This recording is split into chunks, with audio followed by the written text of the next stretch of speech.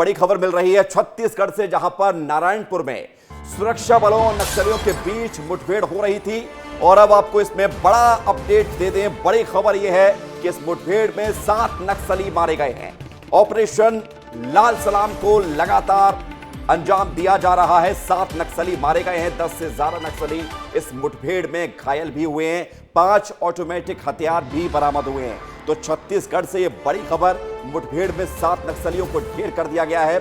साथ ही साथ 10 नक्सली घायल बताए जा रहे हैं। सर्च ऑपरेशन लगातार जारी है। सुबह से मुठभेड़ की खबर आ रही थी। ऑपरेशन लाल आतंक, इसको नेस्तनाबूद करने के लिए लगातार प्रयास किया जा रहा है। आपको याद होगा कि पिछले कुछ समय में पहले 29 नक्सलियों को ढेर किया गया था, उसके बाद तकरीबन 1 दर्जन से ज्यादा नक्सलियों को मार गिराया गया था, और अब ये 7 नक्सली ढेर हुए हैं। बड़ी खबर आपको बता रहे हैं, नारायणपुर में सुरक्षा बलों और नक्सलियों के बीच जो मुठभेड़ हो रही थी, इस पर बड़ी जानकारी ये मिल रही है कि 7 नक्सलियों को ढेर कर दिया गया है।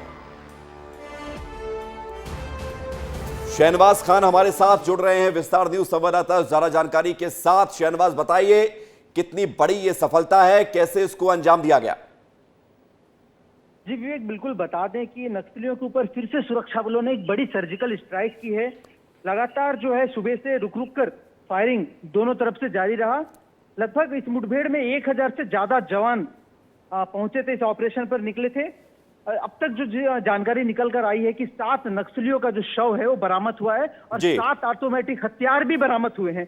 यानी हम कह सकते हैं बहुत बड़ी कामयाबी सुरक्षा बल को मिली है, क्योंकि जो दंतेवाड़ा, बीजापुर और नारायणपुर की सीमा में जिस हिसाब से नक्सलियों का एक गढ़ माना जाता था, उस गढ़ में घुसकर सुरक्षा बल के जवानों ने इस बड़ी मुठभेड़ को अंजाम दिया और एक सफल ये मुठभेड़ रहा है, सफल ऑपरेशन रहा है, जिसमें 7 जो नक्सली हैं, बताया जा रहा है कि 7 नक्सली इनामी हैं, जिसपे 5 लाख से अधिक रुपए का भी इनाम था। एक नक्सलियों पे, ऐसे नक्सलियों को जो है सुरक्षा बलों के जवान ने मार गिराया और 7 ऑटोमेटिक हथियार भी मिले हैं। एक बहुत बड़ी जो मुठभेड़ है, ये बताया जा रहा है। बिल्कुल शहनवाज, अभी अपडेट क्या है? क्या अभी भी वहां पर सुरक्षा बल मौजूद है? क्या सर्च ऑपरेशन चलाया जा रहा है? कुछ और नक्सलियों के वहां होने की सूचना है क्या?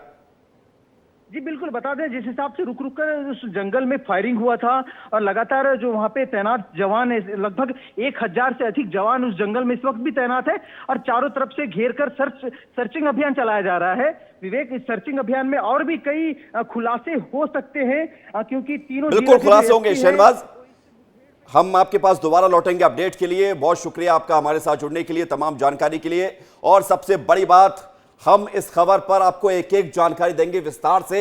हमारे साथ मृगेंद्र पांडे हमारे सहयोगी जुड़ गए हैं, सीधे उनकी तरफ रुख करते हैं।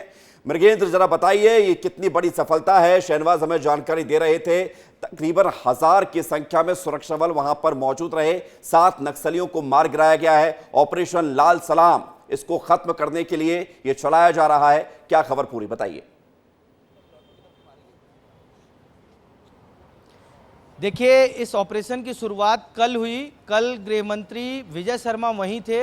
बाकायदा पूरा रूट चार्ट बनाया गया, किस तरीके से डिप्लॉयमेंट होगा, किस तरीके से फोर्स को भेजा जाएगा, ऑपरेशन को किस तरीके से अंजाम दिया जाएगा, क्योंकि ये बहुत बड़ा ऑपरेशन है। 3 जिले हैं, 3 जिले की सीमाओं को लेकर पूरी फोर्स को भेजा गया। हमारे साथ हमारे बस्तर संभाग के ब्यूरो चीफ संजय ठाकुर जी, वो आपको और विस्तार से बताएंगे कि ये पूरा अभियान किस तरीके से किया गया। संजय जी, किस तरीके से देख रहे हैं और क्या हुआ है वास्तव में, वो बताइए।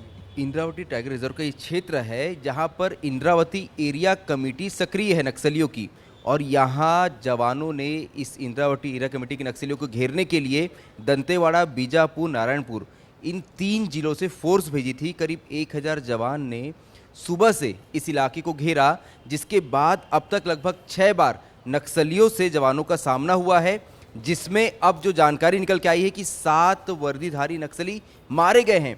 साथ ही 5 बड़े ऑटोमेटिक हथियार इस इलाके से जब्त हुए हैं। हालांकि ये अभी भी बहुत ही शुरुआती जानकारी है। पुलिस के आला अधिकारी अब भी किसी भी तरह की जानकारी को पुख्ता करने से बच रहे हैं, क्योंकि ये बहुत ही सेंसिटिव इलाका है। यहाँ नक्सलियों की मजबूत पकड़ है और यही वजह है कि अधिकारी नहीं चाहते कि जब तक जवान वापस ना आए वहाँ से, तब तक किसी भी तरह से यहाँ पुष्टि करने से बच रहे हैं कि ये आखिर पूरी मुठभेड़ कैसे हुई है और अभी वहाँ क्या स्थिति है।